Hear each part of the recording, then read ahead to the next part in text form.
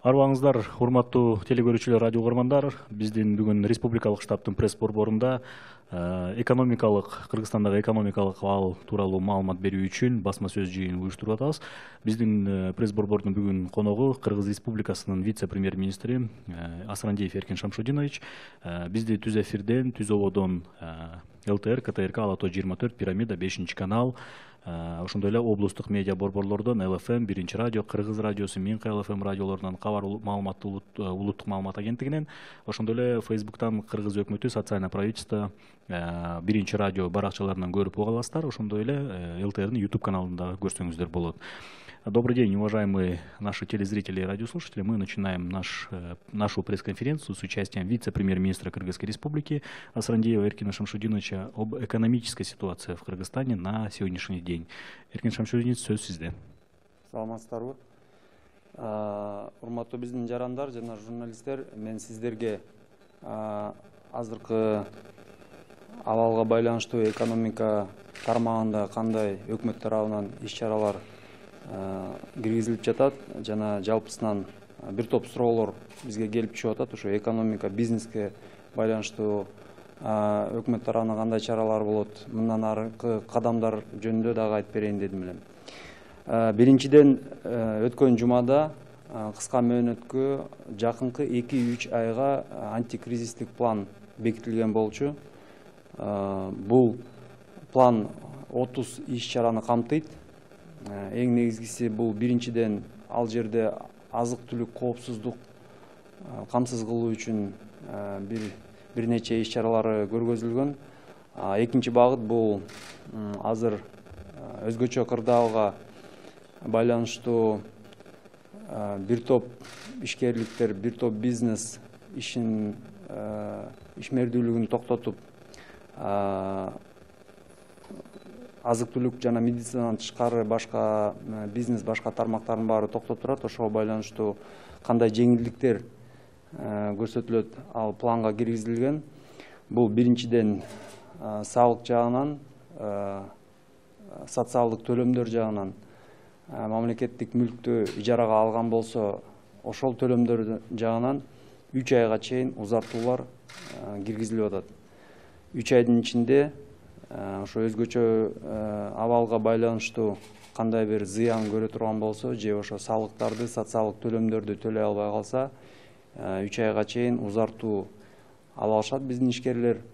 Андан тышкары кечигүүлөр болсо, эч кандай айыппулдар бул төлөмдөр боюнча алынбайт. Андан тышкары салык жагынан бериле турган отчеттордун, маалыматтардын мөөнөттөрү жылдырылды. Бул бирдиктүү декларациянын мөөнөтү эмдиги жылга 1 жылга узартылды. Жана жалпы налоговый отчеттордун мөөнөтү 1 октябрга чейин жылды. Кошумча текшерүүлөргө, мамлекеттик көзөмөлдөөчү органдардын текшерүүлөрүнө мораторий дагы 1 жылга узартылды. Ошону менен 2021 жылдын аягына чейин эч кандай мамлекеттик көзөмөлдөөчү органдардан текшерүүлөр болбош керек. Дагы салык инспекциясынан көчмө текшерүүлөр деп коет, выездные проверки. Ошо көчмө текшерүүлөргө ушул жылдын аягына чейин, 2021 жылдын 1 январына чейин дагы чектөөлөр киргизилди. Бул пландын 3-чү багыты бул кандайча биз ишкерликке, бизнеске кандайча финансылык жардам көрсөтө алабыз. А жерде эң негизги 2 багыт бул каржылоо булактарын издеп табуу. Бул жагынан биз биринчи рет Кыргыз Орус өнүктүрүү фондунун бүгүнкү күндө колдонулбаган каражаттарын бул Кыргыз Республикасынын экономикасына тартып келүү жолдорун издеп атабыз. Бул сумма 200–250 миллион долларга чейин. Экинчи багыт болсо, бүгүнкү күндө донорлор менен активдүү иш жүргүзүлүп атат. Алдын ала айтып кетейин, бул Европа өнүктүрүү жана реконструкция банкы менен сүйлөшүүлөр жүргүзүлүп атат. Суммасы 100-дөн 150 миллион долларга чейин. Биз тараптан азыр бул каражатты кандайча колдоно алабыз, сунуштар даярдалып атат. Аталган сумманын 50% грант түрүндө бизге берилмекчи. Дагы болсо мына Дүйнөлүк банк, Ислам өнүктүрүү банкы, Азия өнүктүрүү банкы менен ушундай эле сыяктуу сүйлөшүүлөр жүргүзүлүп атат. Бул жерде ачык айтыш керек, башка өнүккөн мамлекеттерге окшоп биз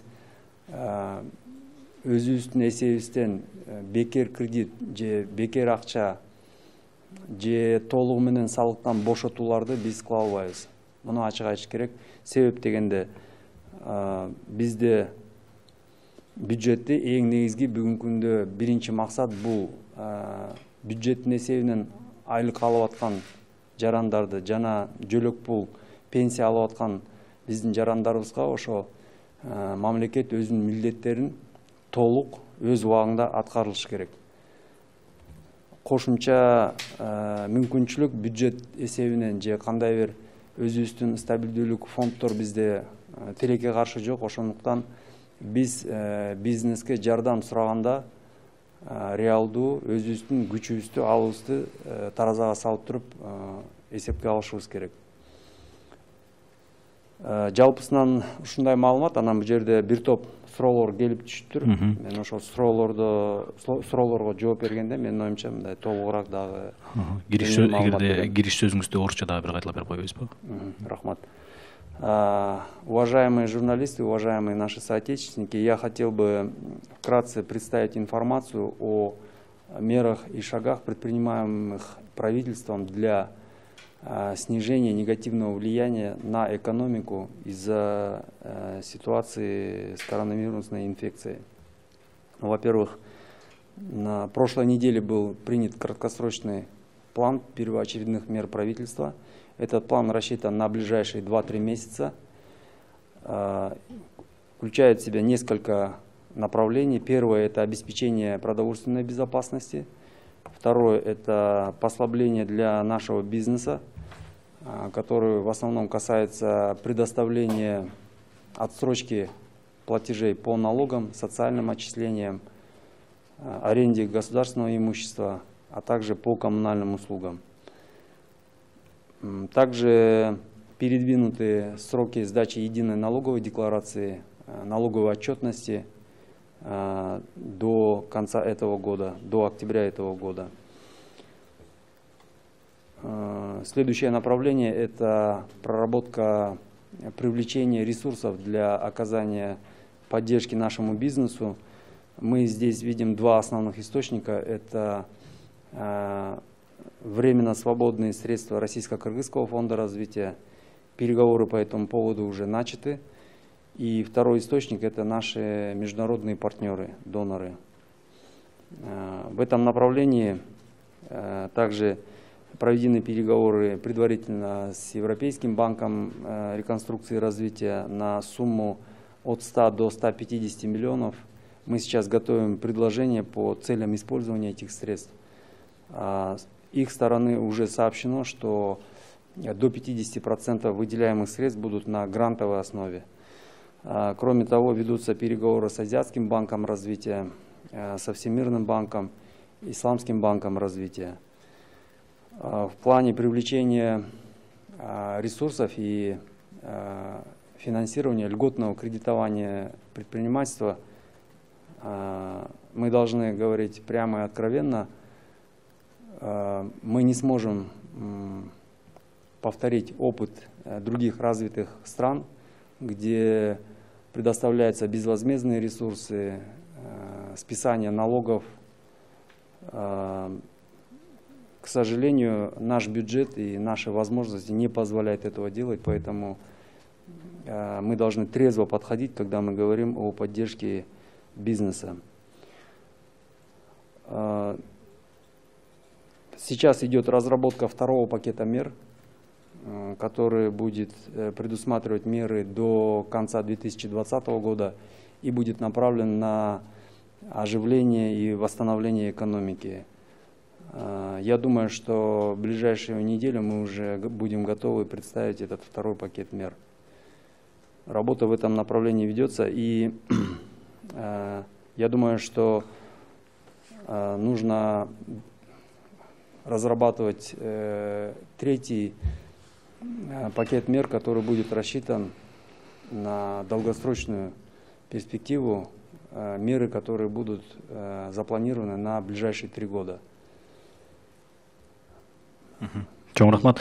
Здесь много, да, поступило ряд вопросов, и я думаю, что в ходе ответов на эти вопросы я более подробно дам информацию. Урматтуу телегөрүүчүлөр, радио угармандар жана биздин кесиптештер, биз бүгүнкү басма сөз жыйынга 40 мүнөт убакыт чектедик. Эгерде сиздерден дагы көп суроолор келип түштү, ошо журналисттерден, ошондой эле кээ бир жарандардан, ошолордун арасынан ылгап кайталанма суроолор болсо ошолорду алып, аларга жооп бербей, баарын бирдиктүү эле бир жооп беребиз. Мындан сырткары бир изданиядан, бир маалымат каражатынан бир нече суроолор келген экен, анан башкаларга да мүмкүнчүлүк берип, ошолорго да жооп бергенге аракет кылалык. Биринчи суроо, Спутник Кыргызстан, Бакыт Талканов. Эркин Шамшутдинович, когда начнут поступать средства от Международного валютного фонда, на какие первые цели будут израсходован первый транш? Первые средства от Международного валютного фонда поступили 31 марта на прошлой неделе. Общая сумма, которую мы получаем от Международного валютного фонда, составляет $120,9 миллионов. И эти средства будут направлены на 2 основные цели. Это поддержка бюджета, то есть на покрытие бюджетных расходов, и на расходы, связанные с борьбой с распространением коронавирусной инфекции. При этом я хочу подчеркнуть, что когда мы говорим о бюджетных расходах, сейчас ведется политика жесткой экономии. В первую очередь осуществляются расходы, связанные с защищенными статьями. Это заработные платы бюджетников, пенсии, пособия, расходы, связанные с чрезвычайной ситуацией и системой здравоохранения.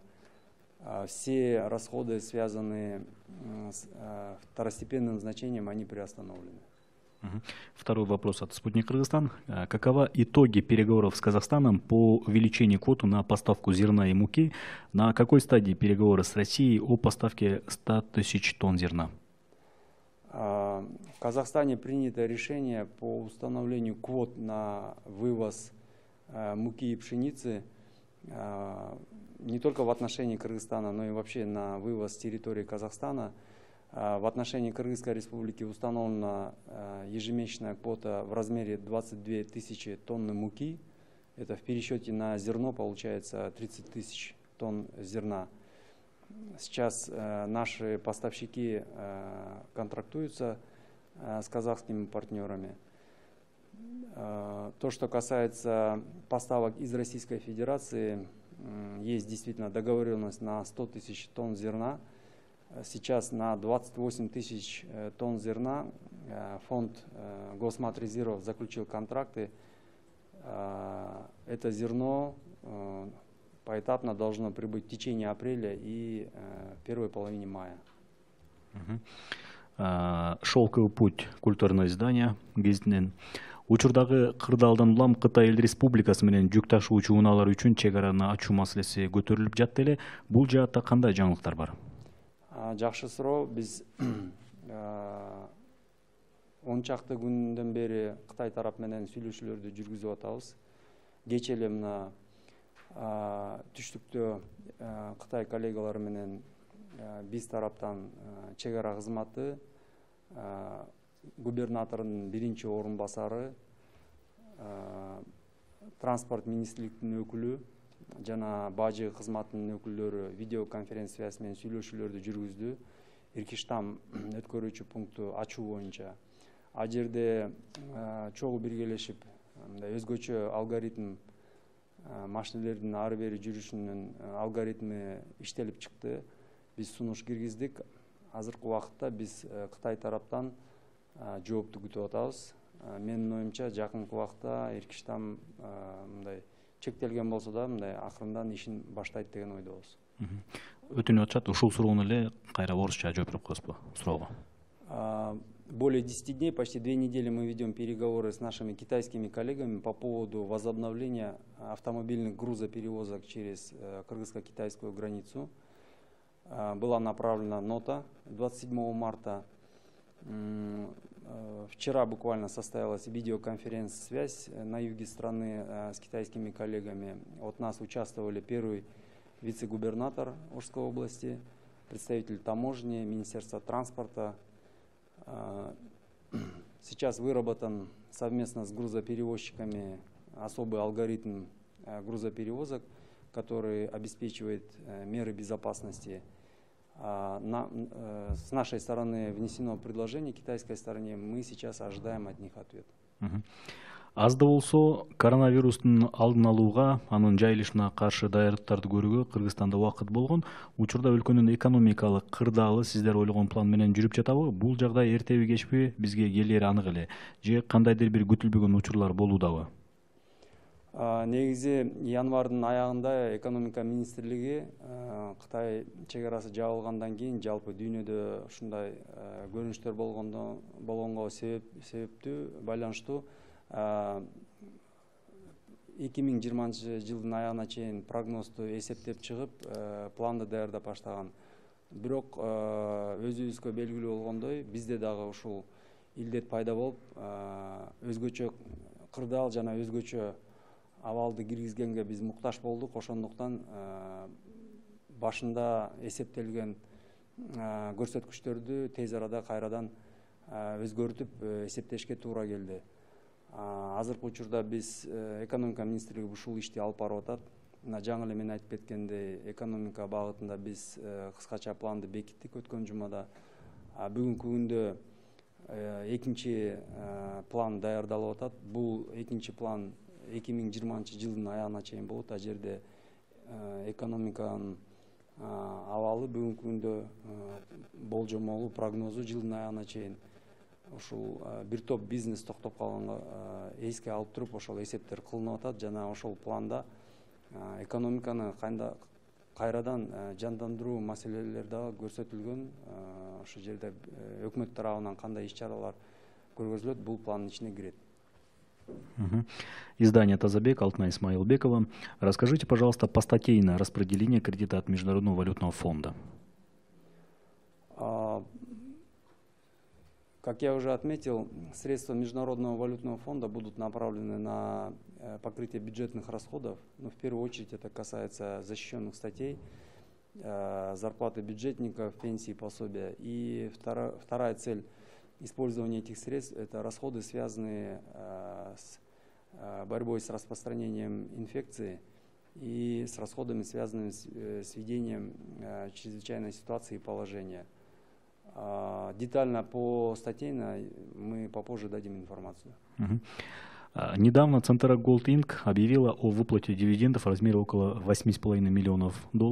Впервые за несколько лет. Какие меры, действия правительства Кыргызстана способствовали выплате данных дивидендов? По этому вопросу более детальную информацию я предоставлю попозже. Также от издания «Тазабек» вопрос. На сегодня 3 золотодобывающих предприятия остановлены. В целом, какие выпадения ожидаются за 2020 год? В целом, мы готовили расчет по ожидаемым выпадениям, и по нашим расчетам суммарный объем потерь бюджетных по нашим подсчетам составит порядка 28 миллиардов сомов. На сколько процентов правительство готово снизить тарифы по страховым взносам для бизнеса? В отношении тарифов, страховых отчислений и вообще налогов мы рассматриваем этот вопрос, но я хотел бы подчеркнуть, что я скажу прямо, сложно будет пойти на освобождение от налогов и социальных отчислений. Мы все знаем наши возможности бюджета, возможности социального фонда. И когда мы говорим об освобождении от налогов, мы должны понимать, что это прямым образом скажется на бюджете и на наших обязательствах по выплате заработных плат бюджетников, пенсий и пособий. Поэтому здесь на весы нужно ставить, с одной стороны, ту нагрузку, которую получает наш бизнес, и на вторую часть весов те обязательства, которые мы несем по социальному блоку. Ну, вопрос проработки. Ассоциация АПК жалуется, что есть острая проблема с блокпостами, которые мешают доставке продовольствия и всех вводных для пассивных работ. Семена, удобрения, техника. Почему Минсельхоз с огромным штатом не решает эти самые актуальные вопросы? Действительно, при введении чрезвычайного положения в первые дни возникли проблемы с грузоперевозками и с перевозками работников действующих предприятий. Были определенные недостатки в нашей работе, но нужно учитывать, что такое положение вводится впервые, и абсолютно все алгоритмы, абсолютно все сложности и проблемы, которые возникают, изначально предусмотреть очень сложно. Но на настоящий момент грузоперевозки осуществляется беспрепятственно, без требования пропуска. Такое решение было принято на прошлой неделе. Любые то, что касается перевозок работников разрешенных видов деятельности, со вчерашнего дня были внесены изменения в алгоритм выдачи электронных пропусков. Предприятиям настоятельно рекомендуется осуществлять организованно транспортировку своих работников, чтобы сократить количество автотранспорта. И на этот организуемый автотранспорт можно получить разрешение пропуска. Издание Тазабека Аида Султанкулова. Рассматривает ли Кыргызстан, Казахстан и Россия возможность перевода контрактов предпринимателей в национальные валюты? Да, действительно, этот вопрос стоит на повестке. На прошлой неделе в пятницу был очередной совет. Вот завтра тоже планируется. В пятницу будет заседание совета глав правительств. И на следующей неделе ожидается заседание Высшего Евразийского экономического совета с участием глав государств. Сейчас этот вопрос в проработке. Но, скажем прямо, это очень сложный вопрос, и он требует очень глубокой проработки. Жители окраин Бишкека не могут снять свои деньги с банкоматов, по этой причине они вынуждены добираться до центра. В этой связи республиканский штаб поручил провести соответствующую работу с коммерческими банками. Какие конкретно работы были проведены с банками? Со стороны Национального банка дана установка коммерческим банкам обеспечивать в полном объеме банкоматы денежной наличностью. Отдельно была проведена работа с двумя государственными банками, это РСК и Альбанк. Банкам были предоставлены спецпропуска для проезда инкассационных машин. МТРК «Мир» Александра Мучкина. Может ли правительство решить вопрос с поставками в Кыргызстан медицинского материала для пошива спецзащиты для медиков? Защитные щитки на лица медикам отечественные мастера готовы делать их в огромных количествах по себестоимости, но мало сырья. То есть в нашей стране есть люди, которые могут оказать целевую помощь в защите наших врачей, но у них недостаточно сил и средств сделать это самостоятельно. Правительство может сделать такие инициативы общим делом, ведь речь о безопасности наших офицеров. Да, действительно, многие наши швейные предприятия перепрофилируются и уже занимаются пошивом специальных костюмов. Буквально вчера дано поручение Российско-Кыргызскому фонду, Альбанку и РСК банку для того, чтобы они в оперативном порядке внедрили специальный продукт, кредитный продукт для таких предприятий для приобретения сырья на льготных условиях. В целом, то, что касается сырья, потребность в таком сырье и в таких костюмах, она существует во всем мире, и действительно очень сложно найти сырье нужного качества в нужном объеме. В основном по сырью сейчас источниками являются Китай и Турция. Наш МИД помогает вести переговоры и получать сырье из этих стран. Какие шаги сейчас предпринимаются на уровне ЕС и ЕЭК? Чем заняты наши представители в этой организации? Будут ли какие-либо скоординированные шаги в рамках этого союза? Да, работа в этом направлении ведется очень активно, в том числе и коллегией. Уже за последние 2 недели состоялось 2 внеочередных заседания Совета, посвященные именно тематике проблемы распространения этой инфекции. Основные решения — это первое, была достигнута договоренность о создании режима зеленого коридора между странами ЕАЭС в части перевозок продовольствия и медикаментов. Также принято решение о снижении таможенной ставки до 0, то есть практически отмены таможенного тарифа на импорт изделий медицинского назначения, именно связанных с борьбой с этой инфекцией. Это маски, средства индивидуальной защиты, ряд медикаментов, которые используются для лечения этой болезни. Кичи жана орто бизнес үчүн кандайдыр бир жеңилдиктер болобу? Ошол эле маалда ишкерлер үчүн патент менен иштеген. Аларды канча убакытка токтотууга мүмкүн болот жана канча убакытка деп ойлойсуз? Мен жана айтып кеткендей, жалпы эле биздин ишкерлерге, анын арасында чакан жана орто бизнес да бар. Өткөн жумада планга жараша 1 апрелде тез арада мыйзамдарга өзгөртүүлөр киргизилген. Бул декларация, отчетторду тапшыруу мөөнөттөрү жылдырылып, андан тышкары текшерүүлөргө дагы чектөө коюлуп атат. Анан жана мен айтып кеткендей, бүгүнкү күндө 2 антикризистик план иштелип чыгып атат. А жерде эң негизгиси биз ошо биздин бизнеске кайсы булактардан каражат таап туруп, кандай жеңилдетилген түрдө бере алабыз деген ушундай маселелер каралып атат. Сиз буга чейин айттыңыз, антикризистик план бекитилген деп. Ушул антикризистик боюнча ар бир чарасы боюнча айта аласызбы? Бул антикризистик планда ушул патент менен иштегендерге, бизнеске патент менен иштегенге кандайдыр бир жеңилдик барбы дагы дейт? Суроо кайталанып атат го дейм. Мен жана иш-чаралар жөнүндө айтып кеттим. Да, вот ошол болуп атат. В связи с ожидаемыми выпадениями из бюджета, планируется ли секвестирование и каких отраслей это коснется в первую очередь? Да, сейчас Министерство финансов готовит предложение по секвестированию бюджета. В ближайшее время эти изменения будут внесены в парламент. Вопрос от 24 kg. В Кыргызстане есть люди, которые зарабатывали ежедневной работой по денежке, поработали день, заработали на еду. Сейчас они лишены возможности заработка. Как власти намерены помогать этим людям? Помощь таким слоям населения начата уже с прошлой недели.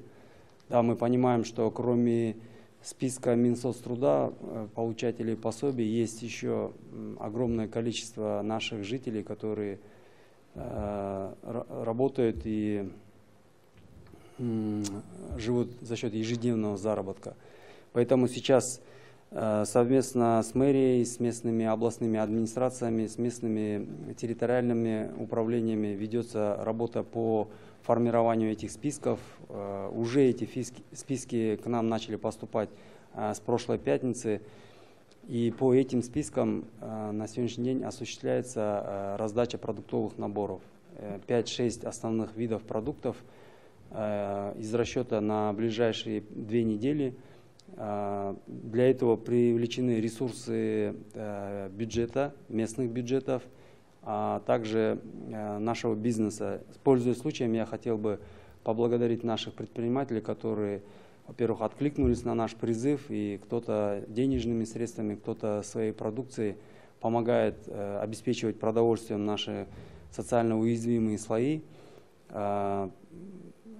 Также по предварительному списку планируется по республике охватить такой помощью около 210 тысяч семей.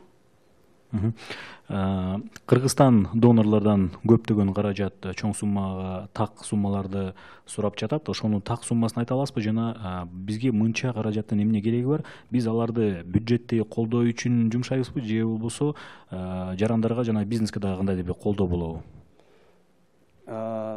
Мен негизги гана суммаларды атап кетейин. Мына мен жана айтып кеткендей, Дүйнөлүк валюта фондунан $120,9 миллион түштү өткөн жумада. Азия өнүктүрүү банкы менен сүйлөшүүлөр жүргүзүлүп атат 100 миллион долларга. Европа өнүктүрүү жана реконструкция банкы менен 100-150 миллион долларга чейин сүйлөшүүлөр жүргүзүлүп атат. Дүйнөлүк банк тарабынан мурунку долбоордо бар колдонулбаган 9 миллион доллардын максатын өзгөртүп медициналык дары дармектерге жумшалганы биз чечим алдык, алардан макулдаштык 9 миллион доллар. Андан тышкары Дүйнөлүк банк дагы 12 миллион доллар бизге жактырды. Ошондой эле Ислам өнүктүрүү банкы менен да сүйлөшүүлөр жүргүзүлүп атат. Бул тартылган каражаттын эмне себептен биз бул жака ушул каражаттарды тартып келели деп атабыз? Биринчиден, мен жана айтып кеткендей, ушул абалга байланыштуу биздин бюджет 2020-жылдын ичинде биздин эсеп менен 28 миллиарддын тегерегинде жоготууларды зыян тартат. Мунун ордун толукташ керек. Себеп дегенде айлыктарды, жөлөк пул, пенсияларды биз өз убагында төлөп беришибиз керек. Андан тышкары мына бүгүнкү күндө ишкерлик дагы зыян тартып атат. Ошого биз жылдын аягына чейин колдоо көрсөтүшүбүз керек. Жеңилдетилген насыят түрүндө жана башка жолдор менен. Ошол максаттарга да бизге каражат керек. Готов ли антикризисный план на случай продолжения режимов ЧП и ЧС? Какие конкретно меры он включает? Да, это уже вопрос повторяется, видимо. Да, готовится второй пакет, который будет рассчитан до конца этого года. И также мы будем вести работу по мероприятиям, которые рассчитаны на развитие нашей экономики в ближайшие 3 года. Есть ли уже какая-нибудь статистика по экономическим показателям? Какие отрасли у нас просели, какие сферы требуют безотлагательного вмешательства со стороны правительства? По первоначальному сценарию, который произвел Министерство экономики, снижение роста ВВП в 2020 году должно было сложиться на уровне до 1%. Но ситуация резко изменилась за последние 3 недели, даже месяц, 3 недели. И поэтому сейчас эти расчеты актуализируются на порядок. Основные отрасли, которые пострадали из-за этой ситуации, это в первую очередь туризм, это швейная отрасль, в некоторой степени горная добыча и сфера услуг. Биздин мамлекеттик резерв фондунда канча азык-түлүк бар, алардын сапаты кандай? Анан быйылкы жылы ушул түшүм жакшы болбогондуктан ушул продукциянын көлөмү азбы?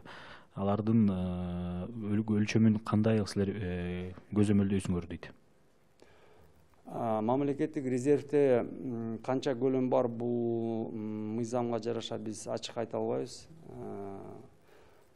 Бирок жалпысынан айтып кетейин, негизи мыйзамга жараша бул мамлекеттик резервде бир топ позициялар боюнча бизде запас болуш керек. Ончактыдан өйдө. Бирок чындап айтканда, ал жерде 3 гана азык-түлүк позиция бүгүн бар. Көлөмдөрүн мен жана айткандай ачыкка чыгара албайм. Бирок Россия тарап менен сүйлөшүп, биз ошол мамлекеттик резервге кошумча буудай алып келели деген пландар бар. Ал бул максатка бюджеттен акча бөлүнгөн, 631 миллион сом контрактылар түзүлгөн. Ошо апрель-майдын ичинде Россия тараптан буудай келип баштайт. Банки не идут многим на уступки. Что еще можно предпринять, кроме рекомендаций Национального банка, которые на банки не очень действуют? Например, замораживание процентов, чтобы они просто не капали.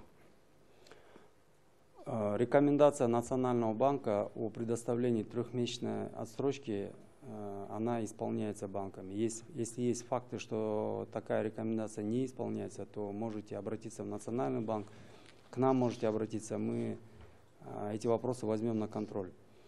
То, что касается приостановления процентов или их отмены, мы здесь должны понимать, что банки осуществляют кредитование за счет вкладов и депозитов граждан, населения. И по этим вкладам и депозитам не могут быть отменены или приостановлены начисления процентов. наши же граждане, они являются вкладчиками банковской сферы и получают доходы с этих депозитов. Соответственно, приостановление процентов по кредитам – это очень сложный вопрос. У государства компенсировать эти расходы, компенсировать приостановление процентов сегодня возможности нет. Урматтуу телегөрүүчүлөр, радио угармандар, биздин кесиптештер, биздин басма сөз жыйыны бүткөнүнө дагы 9 мүнөт бар. Ага чейин дагы бир нече суроолорду бергенге жетишелик. Ломбардо, от Говори ТВ вопрос. Ломбардо не подчиняется решениям республиканского штаба. Люди жалуются, что ломбарды требуют ежемесячные платежи и не собираются подчиняться общим установленным правительством правилам. Можно к частным ростовщикам принять меры? Во-первых, еще 2 недели назад Госфиннадзору, это орган, который регулирует деятельность ломбардов, было дано поручение о том, чтобы ломбарды, так же как и другие кредиторские организации, приостановили требования по уплате основной суммы процентов, не отмена, а именно сдвиг сроков до 3 месяцев, по аналогии с банками. Мы этот вопрос еще раз поднимем, мы сегодня же обсудим с Госфиннадзором, чтобы они проконтролировали это поручение. Да, бир суроо экен. Ушу биздин жарандарыбыздан, мекендештерибизден, Россияда иштеп, башка мамлекеттерде иштеп жаткандардын акча которуулору боюнча кандай сиздердин прогнозуңуздар бар? Бул маселе да оор. Бүгүнкү күндө Россияда апрелдин аягына чейин жумуштардын баары токтотулган, өзүңүздөр билесиздер. Ошондуктан биздин мекендештер, ал жерде иштеп жаткан мекендештер дагы кыйынчылыктарды көрүп атат.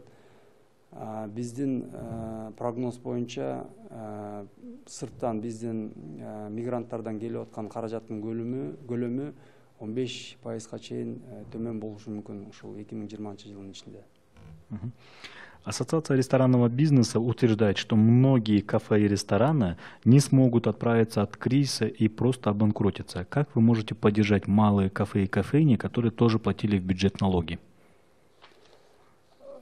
Сейчас в рамках разработки второго пакета мер мы понимаем, что финансовую поддержку не получится оказать абсолютно всем отраслям. Поэтому мы будем устанавливать приоритеты на основе критериев. Наиболее пострадавшие виды бизнеса, во-первых. Либо те виды бизнеса, которые могут обеспечить максимальную занятость населения, либо те виды бизнеса, которые дадут быстрый социально-экономический эффект. И вот на эти виды бизнеса в первую очередь будет направлена поддержка. А то, что касается системы общественного питания, в этих условиях нужно сакцентироваться на услугах по доставке. Да, бир суроо. Баарыбызга белгилүү, жана биз аны түшүнүп жатабыз. Өлкөдө экономикалык абал оор эле. Сиздер мамлекеттик активдерди сатууга кандайдыр бир кызыктар болуудабы силер тараптан, өкмөт тараптан? Мисалы, ошол эле ЦНТРнын же болбосо Мегакомдун же болбосо аэропорттун акцияларын сатууда. Азыркы убакытта приватташтыруу программанын жаңы долбоору иштелип чыккан болчу. Азыр министрликтер менен макулдашууга жөнөтүлгөн. Биз ушул апрель айдын ичинде жаңы программаны иштеп чыгып, аягына чейин парламентке сунуштайлы деген ойлорубуз бар. Бирок бул жерде экинчи жагын да караш керек да. Азыр дүйнө жүзү боюнча кризис болуп атат. Ушундай учурда мамлекеттик мүлктү сатууга койсок, ал арзан кетип калышы мүмкүн. Ошондуктан муну жакшылап таразалап туруп, анан кийин чечим кабыл алышыбыз керек. Азаттык радиосунун эл үнү берүүсүнө келген жарандардын суроолору экен. Эмне үчүн азык түлүк баасына көзөмөл болбой жатат? Азык түлүк бааларга көзөмөл бар. Негизги 11 азык түлүк позиция бул ун, нан, сүт, картошка, эт, ушундай сыяктуу негизги азык түлүк позицияларына көзөмөл киргизилген. Жогорку максималдуу мүмкүн болушу баалар бекитилген антимонополия тарабынан. Бирок ачыгын айтыш керек, баалар өсүп атат. Бул жалпы кырдаалга байланыштуу. Андан тышкары бир топ азык түлүк продукциялар бизге сырттан келет. Бул жанагы доллардын курсуна дагы өсүлүшүнө байланыштуу. Дагы кошумча себеп, менин оюмча, мындай кырдаал киргенде биздин жарандардын элдин арасында ажиотаж, паника болуп, бул дагы ошол баанын өсүшүнө таасир этти. Бирок көзөмөлдө күн сайын бул баалар көзөмөлдөнүп турат. Мамлекеттик тарабынан бул көзөмөлгө алынбаса, баалар мындан да жогору болмок. Урматтуу телекөрүүчүлөр, радио угармандар, биздин басма сөз жыйыны бүткөнүнө дагы 4 мүнөт калды. Жардам сурагандар кантип аныкталат, чыныгы муктаждарды ала алабы? Жана мен айтып кеткендей, азык түлүк пакеттер түзүлүп өткөн жумадан баштап биздин муктаж жарандарыбызга таратылып башталды. Новостройкаларда, областтар боюнча бул жерде ишкерлер да жакшы жардам берип атат. Чыныгы муктаж болгон жарандар алышына мен жарандарды да чакырат элем ошону көзөмөлгө алганга. Эми бул жерде биз ошо жергиликтүү бийлик органдарына ошолор берген маалыматка таянабыз. Ар бир көчөдө, ар бир новостройка болобу же ар бир райондо ошол жерде домком, квартальныйлар алар сунуштарды берет. Ким муктаж? Ошол учурда канчалык ушу биздин жергиликтүү бийлик так өзүнүн милдетин аткарса, ошондо муктаж болгон жарандарыбыз алат. Ортодон дагы кээ бир көрүнүштөр болуп атат. Анчалык муктаж болбогон деле кээ бир жарандарыбыз ушул учур менен пайдаланып, кошумча өзүнө пайда көрүп алайын деген ушундай да көрүнүштөр болуп атат. Ошон үчүн биздин жарандарды мен чакырат элем. Сиздер ушундай фактыларды көрсөңүздөр, бизге маалымат берсеңиздер, биз тез арада чара көрөбүз. Карантин жоюлгуча бюджеттик мекемелерде иштегендердин айлыктары сакталабы? Бул мамлекет тарабынан каралганбы? Себеби мыйзам менен корголгон беренеге кирет да, защищенная статья дейт. Ооба, мамлекеттик кызматкерлер азыр бир тобу теңинен ашыгы дистанцияда, мындай жумушка келбей дистанциялык жумушту аткарып атат. Алардын айлыктары сакталган, ошол эле бюджетте отурган биздин жумушчулардын. Мен кээ бир мисалдарды билем. Кээ бир ишкерлер өзлөрүнүн жумушчуларын үйгө отургузуп, ушул ишкерлер дагы алардын айлыктарын, жумуш орундарын сактап калып атат. Бул жакшы көрүнүш. Жана акыркы суроо, жеке мектептерде жана жеке бала бакчаларда иштеген мугалим, тарбиячылардын айлык маселеси кандай чечилиши мүмкүн? Жеке мектептер болсо, бул ошол мектептердин ээси менен алар кандай саясат жүргүзсө, кандай мүмкүнчүлүктөр болсо, ошого жараша каралат. Урматтуу телекөрүүчүлөр, радио угармандар, Республикалык штабтын пресс борборунда Кыргыз Республикасынын вице-премьер-министри Асанадиев Эркин Шамшудинович өлкөдөгү экономикалык кырдаал тууралуу маалымат берди жана биздин ошо мекендештерден келип түшкөн, массалык маалымат каражаттарынан келип түшкөн суроолорго жооп бере алдык. Кээ бир суроолорго биз өзүбүз дагы биздин расмий телеграм канал аркылуу жана Facebooктагы баракчаларыбыз, расмий сайт аркылуу дагы жооп беребиз. Ошол жерден алып пайдалансаңыздар да болот. Басма сөз жыйынды түзүүдөн ЛТР, КТРК, Алото 24, Пирамида, 5-канал, облустук телеканалдардан жана медиа борборлордон, Кабар улуттук маалымат агенттигинен, ЛФМ, 1-радио, Кыргыз радиосу, Минкай ЛФМ радиолорунан, ЛТРдин YouTube каналынан жана Facebooктан Кыргыз өкмөтү социальный правительство жана 1-радионун баракчаларынан угуп көрө алдыңыздар. Чоң рахмат.